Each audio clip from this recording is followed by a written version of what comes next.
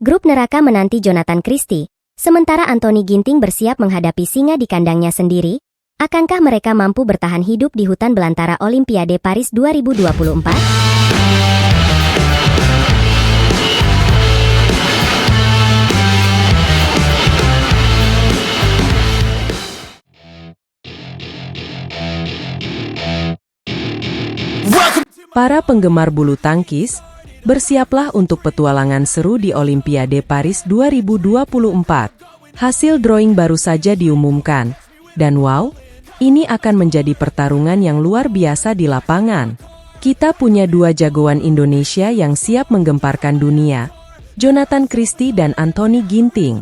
Tapi tunggu dulu, jalan mereka tidak akan mudah. Bayangkan ini, Jonathan Christie, pahlawan kita, terjebak di grup L yang bisa dibilang grup neraka. Kenapa? Karena dia harus berhadapan dengan 3 lawan tangguh.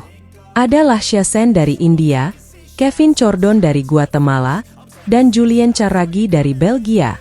Ini bukan main-main, saudara-saudara, tapi jangan khawatir, Jonathan punya senjata rahasia. Dia unggul 4 kali melawan Lashya Sen dalam 5 pertemuan mereka. Itu kabar baik, kan? Tidak lupa, kami ingin mendengar pendapat Anda. Beri komentar di bawah, dan pastikan untuk like dan share video ini. Tapi ingat, ini Olimpiade. Segala hal bisa terjadi. Nah, Kevin Chordon ini juga bukan sembarang lawan. Di Olimpiade Tokyo, dia mengejutkan semua orang dengan mencapai semifinal. Siapa yang menyangka? Jadi, Jonathan harus waspada. Satu kesalahan kecil bisa berakibat fatal. Sekarang, mari kita beralih ke Anthony Ginting. Nasibnya sedikit lebih baik di grup H, tapi jangan senang dulu. Dia akan berhadapan dengan Thomas Junior Popov dari Prancis dan Howard Hsu dari Amerika Serikat. Thomas Junior Popov, dia bukan nama asing. Ginting pernah mengalahkannya di French Open tahun lalu. Tapi ingat, Popov akan bermain di kandang sendiri. Bayangkan ribuan supporter Prancis bersorak untuknya. Itu bisa jadi senjata tersembunyi Popov. Howard Hsu mungkin terdengar kurang menakutkan, tapi hei, ini Olimpiade. Semua atlet di sini adalah yang terbaik dari yang terbaik. Ginting tidak boleh sedikit pun. Tapi ada satu hal yang membuat kita bisa bernapas lega. Ginting dan Jonathan berada di blok yang berbeda. Itu artinya, mereka hanya akan bertemu jika keduanya mencapai final. Bayangkan final sesama Indonesia di Olimpiade Paris. Bukankah itu akan menjadi momen bersejarah? Namun, jalan menuju final itu penuh dengan rintangan. Setiap langkah akan menjadi pertarungan sengit. Setiap pukulan akan menentukan nasib. Setiap strategi akan diuji. Jonathan dan Ginting bukan hanya membawa harapan mereka sendiri. Mereka membawa harapan seluruh bangsa Indonesia. Bayangkan jutaan mata yang akan terpaku pada layar, berdoa untuk kemenangan mereka. Tekanan itu luar biasa. Tapi bukankah itu yang membuat olahraga begitu menarik?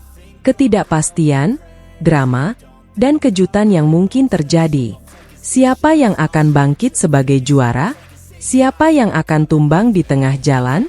Satu hal yang pasti, perjalanan Jonathan dan Ginting di Olimpiade Paris 2024 akan menjadi roller coaster emosi. Akan ada saat-saat menegangkan, momen-momen yang membuat kita menahan napas, dan mungkin juga air mata. Entah itu air mata kebahagiaan atau kesedihan. Jadi, siapkan diri Anda. Pasang alarm Anda. Jangan lewatkan satupun pertandingan.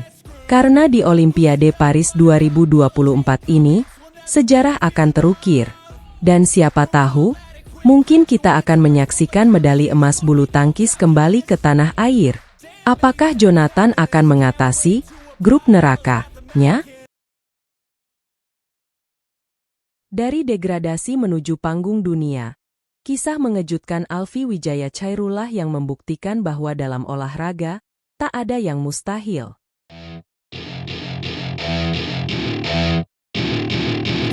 Dalam dunia olahraga yang penuh dengan ketegangan dan persaingan, kisah seorang atlet muda Indonesia telah menarik perhatian publik. Alfie Wijaya Chairullah, Pemain bulu tangkis tunggal putra berusia 21 tahun, telah mengalami perjalanan yang penuh liku dalam karirnya. Namun, takdir sepertinya masih memiliki rencana lain untuknya. Beberapa waktu lalu, Persatuan Bulu Tangkis Seluruh Indonesia atau PBSI mengeluarkan keputusan yang mengejutkan. 6 pemain, termasuk Alfie, terdegradasi dari tim nasional. Keputusan ini tentu saja mengguncang dunia bulu tangkis tanah air. Banyak yang bertanya-tanya, apakah ini akhir dari mimpi Olimpiade Alfie? Namun, seperti dalam drama yang penuh kejutan, ternyata cerita Alfie belum berakhir. Ricky Subagja, Kepala Bidang Pembinaan dan Prestasi PBSI, membuat pengumuman yang membuat semua orang terperangah. Tidak lupa, kami ingin mendengar pendapat Anda. Beri komentar di bawah, dan pastikan untuk like dan share video ini. Meskipun Alfie telah terdegradasi, ia akan tetap berangkat ke Chambly, Prancis, sebagai bagian dari tim sparring partner untuk persiapan Olimpiade Paris 2024. Bayangkan situasi ini. Seorang atlet yang baru saja mengalami pukulan berat dalam karirnya, tiba-tiba mendapat kesempatan kedua yang tak terduga.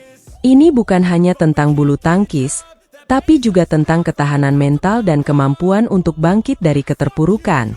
Keputusan untuk tetap membawa Alfie ke Prancis bukanlah tanpa alasan. Tim nasional masih membutuhkan kemampuannya sebagai sparring partner.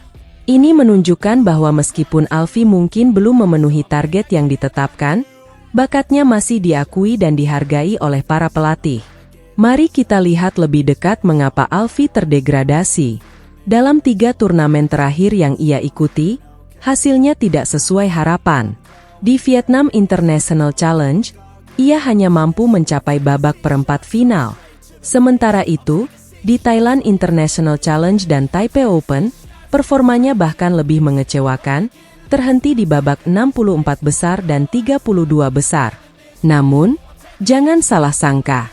Meskipun Alfie tetap berangkat ke Prancis, statusnya sebagai pemain yang terdegradasi tidak berubah. Ini adalah situasi yang unik dan menantang bagi seorang atlet muda. Bagaimana ia akan menghadapi tekanan ini? Akankah ia mampu membuktikan dirinya layak untuk kembali ke tim inti? Ricky Subagja menegaskan bahwa keputusan degradasi ini seharusnya diumumkan lebih awal. Namun, ada pertimbangan terkait sponsor yang membuat pengumuman ini tertunda hingga akhir Juni. Ini menambah kompleksitas situasi, menunjukkan bahwa di balik layar, ada banyak faktor yang mempengaruhi karir seorang atlet. Yang membuat cerita ini semakin menarik adalah fakta bahwa Alfie bukan satu-satunya pemain yang akan menjadi sparring partner di Prancis. Ada total 13 pemain yang akan menjalankan peran ini. Mereka semua akan berangkat pada 13 Juli, membentuk tim yang solid untuk mempersiapkan atlet-atlet utama menghadapi Olimpiade Paris.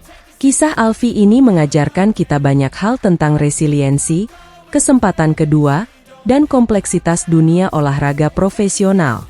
Meskipun ia mungkin tidak akan bertanding di Olimpiade Paris, perannya sebagai sparring partner tidak kalah pentingnya. Ia akan berkontribusi dalam mempersiapkan rekan-rekannya untuk bersaing di panggung dunia.